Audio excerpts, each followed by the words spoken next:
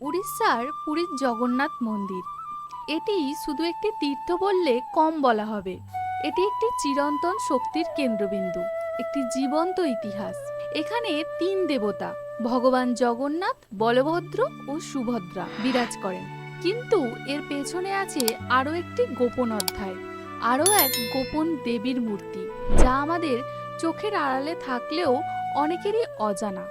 বহু মানুষ জানেন না জগন্নাথ দেব যত বিশাল ততটাই শ্রদ্ধা করেন এক নারী শক্তিকে। আপনি কি জানেন জগন্নাথ দেব নিজে কোনো ভোগ গ্রহণ করেন না যতক্ষণ না সেই দেবী প্রথমে নিবেদন করা ভোগ গ্রহণ করছেন? এক রহস্যময় শক্তি। কিন্তু কেন? কার অনুমতি ছাড়া তিনি এক টুকরো প্রসাদও মুখে তোলেন না? কে এই গোপন শক্তি, আর কেন তাকে জগন্নাথের শক্তি বলা হয়? পুরীর এই অদেখা ইতিহাস জানতে হলে পুরো ভিডিওটি স্কিপ না করে দেখতে থাকুন। অবশ্যই সাবস্ক্রাইব করুন আমাদের হিন্দু শাস্ত্র 23 চ্যানেল। আমাদের ভিডিও সবার আগে দেখার জন্য প্রেস করুন বেল আইকন এবং লাইক করুন। আপনার একটা লাইক আমাদের নতুন করে প্রেরণা যোগায়। পুরীর জগন্নাথ মন্দির শুনলেই চোখে ভেসে ওঠে ভক্তির মহাসমুদ্র। কিন্তু জগন্নাথ দেব প্রথমে নিজে কোনো ভোগ গ্রহণ করেন না যতক্ষণ না সেই ভোগ প্রথমে নিবেদন করা হয় এক রহস্যময় শক্তিকে। তিনি হলেন বিমলা দেবী। কে এই বিমলা দেবী? কেন তার অনুমতি ছাড়া ভোগ গ্রহণ করেন না জগন্নাথ দেব? আসুন জানি এই বিস্ময়কর ইতিহাস। বিমলা দেবী হলেন মা শক্তির এক রূপ। অনেকেই তাকে ভগবতী দুর্গা বা ভবতারিণী রূপে পূজা করে থাকেন। তাকে শাক্তমত অনুসারে তন্ত্রময়ী দেবীও বলা হয়। পুরীর মন্দির প্রাঙ্গণেই তার নিজস্ব মন্দির আছে, যা জগন্নাথ মন্দিরের দক্ষিণ পশ্চিম কোণে অবস্থিত। এই মন্দিরে দেবী বিরাজ করেন একটি কালো পাথরের মূর্তি রূপে।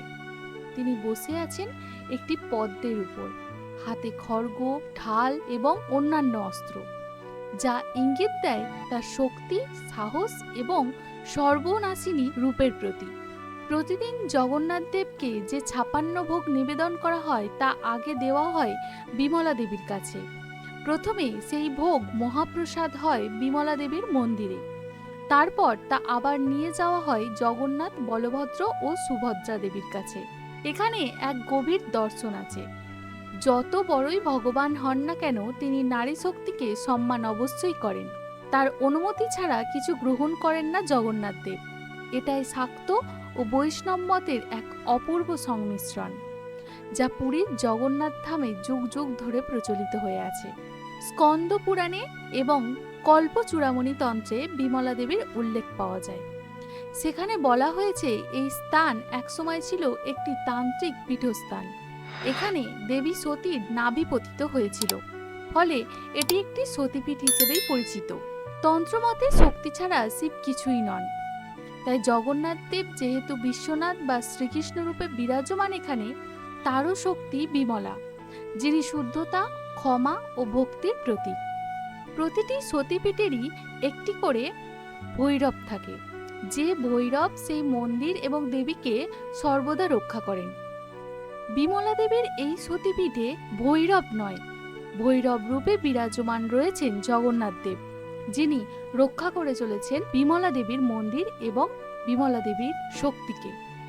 এখানে জগন্নাথ দেব বিমলা দেবীকে তার ভ্রাতা রূপেই রক্ষণাবেক্ষণ করেন। বিমলা দেবীর মন্দিরটি জগন্নাথ মন্দিরের চেয়ে অনেক ছোট হলেও গুরুত্বে একেবারে সমান। মন্দিরটি নির্মিত হয়েছিল সম্ভবত 800 বছর আগে। স্থাপত্যে দেখা যায় দক্ষিণ ভারতের প্রভাব, যা ইঙ্গিত করে দেবী আরাধনার ঐতিহাসিক সংযোগ। এই মন্দিরে দুর্গাপুজোর সময় বিশেষ পুজো হয়, যা কিছুটা তান্ত্রিক রীতিতে হয়ে থাকে, যা পুরীর মূল জগন্নাথ মন্দিরের বৈষ্ণব রীতির সঙ্গে এক ব্যতিক্রমী সহাবস্থান তৈরি করে। শক্তি ও ভক্তির এক অপূর্ব মিলন মেলা যেন এই বিমলা দেবীর মন্দির ও জগন্নাথ ধাম। পুরীর জগন্নাথ ধামে বিমলা দেবীর উপস্থিতি একটি বার্তা বহন করে। নারী শক্তি বিনা ভগবানের যেন পূর্ণতা নেই। ভক্তি যতই হোক, যদি তাতে শক্তির সম্মান না থাকে, তা পূর্ণ হয় না। এই কারণে প্রতিদিনের ভোগ, প্রতিটি উৎসব, এমনকি রথযাত্রার সময়ও বিমলা দেবীর অনুমতি অপরিহার্য। আজ যখন আমরা জগন্নাথ দেবের প্রসাদ গ্রহণ করি তখন মনে রাখতে হবে এই মহাপ্রসাদ আসলে এক পরম শক্তির আশীর্বাদ। বিমলা দেবী যেন আমাদের শেখান শক্তিকে সম্মান করা, নারীর মহিমা উপলব্ধি করা এবং ভক্তির সঙ্গে সাহসের সংযোগ ঘটানো। আপনি কি আগে জানতেন এই গোপন ইতিহাস? কেমন লাগলো এই তথ্য কমেন্টে জানাতে ভুলবেন না। এইরকম আরও রহস্যময় হিন্দু ধর্মীয় গল্প জানতে এখনই সাবস্ক্রাইব করুন আমাদের হিন্দু শাস্ত্র চ্যানেল। দেখা হবে পরের ভিডিওতে।